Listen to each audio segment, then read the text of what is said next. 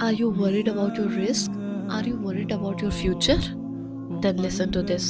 رسولullah صلی اللہ علیہ وسلم نے فرمایا، روح القدس نے میرے دل میں یہ بات پھونکی ہے کہ کوئی نفس مر نہیں سکتا یہاں تک کہ اپنا پورا کا پورا رزق حاصل نہ کر لے۔